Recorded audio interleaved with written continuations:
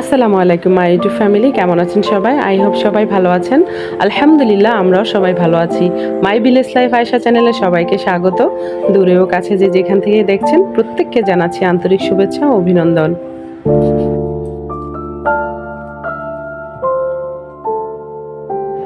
এই লেখাটা আমি লিখেছিলাম আমার নূরের যখন 5 মাস বয়স। ডাইনিং টেবিলের উপর বসে বসে ওকে কোলে নিয়ে লিখেছিলাম। ও খুব বিরক্ত করছিল আর মনে মনে ভাবছিলাম, তুমি এখনো কত ছোট, 5 মাস বয়স তোমার। যখন তুমি বড় হবে তখন তোমাকে বলবো। তোমাকে কোলে নিয়ে এই লেখাটা লিখেছিলাম।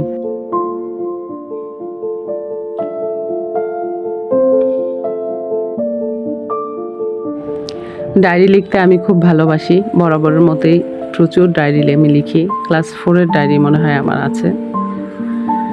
তো যাই হোক, 4-5 হবে আর কি, ডায়েরি আছে। অসংখ্য স্মৃতি।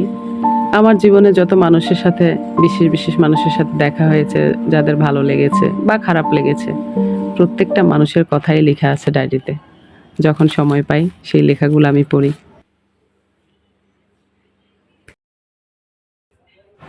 আয়রন থেকে আসা কাপড়গুলো তুলে রাখলাম নূরের আব্বুর। আর এই তো ড্রাইভার চলে আসছে, চাবি দিয়ে গেল। আর নূরের আব্বু সবজি বাজার পাঠিয়েছে, সেগুলো দিয়ে গেল। পানটা শাশুড়ির কাছে দিয়ে দিলাম, এখন আর সময় নেই, সকালে করবো ইনশাল্লাহ। অনেক টায়ার্ড লাগতেছে, যেহেতু রুমটা একদম সুন্দর করে ক্লিন করেছি। দেখতেই পেয়েছিলেন বৃষ্টি হয়েছিল, বারান্দাতে অনেকগুলো পাতা জমে আছে, কিন্তু এখন আর ধরবো না, ইনশাল্লাহ কালকে ধরবো। ঘরটা ফ্রেশ করে নেওয়ার পর দেখুন কত সুন্দর লাগতেছে, মাশাল্লাহ। নিজের প্রশংসা নিজে করছি। আমাকে কেউ তো করে না, সেজন্য আমার প্রশংসা আমিই করি। তো যাই হোক, নামাজটা পড়ে নিব, অনেকটা বেলা হয়ে গিয়েছে। তো আপন মনে নামাজটা পড়বো।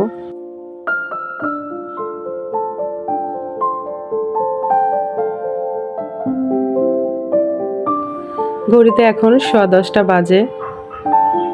বেশি রাত্র জাগবো না, আমি জাগতেও পারি না, শরীর দুর্বল লাগে। যেহেতু ভোর 4টায় উঠতে হয়, সেজন্য আর্লি শুয়ে পড়ি, যেন আর্লি উঠতে পারি। নামাজটা পড়ার পর অবশ্য নামাজে আল্লাহর কাছে অনেক কিছু চাইলাম, অনেক কিছু কথা বললাম। তারপর আপু ভাইদের ভিডিওগুলো দেখলাম, ভালো লাগলো। শুভরাত্রি my YouTube family, my lovely পরিবার।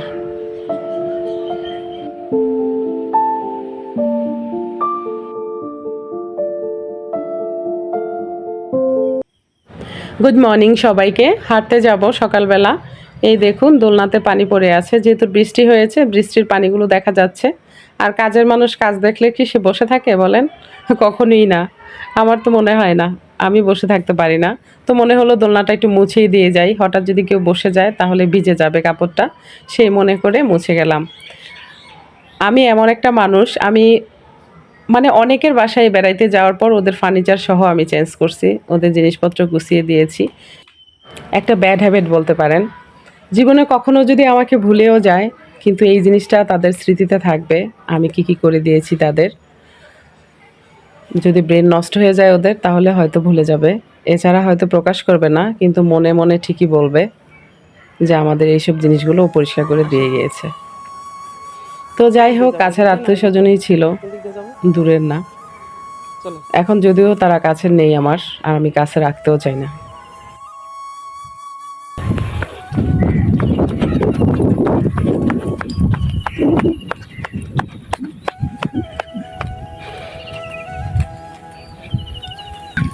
কয়তলা হবে আঙ্কেল? 8তলা, মাশাআল্লাহ।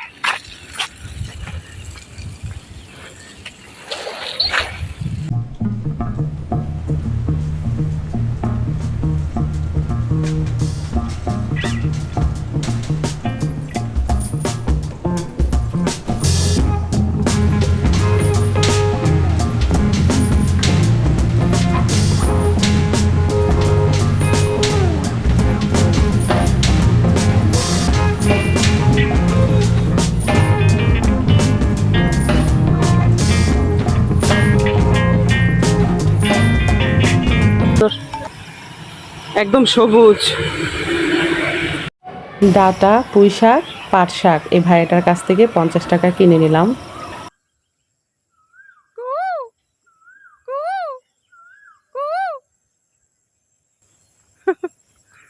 রাগ করছে, এখন আর ডাকেন।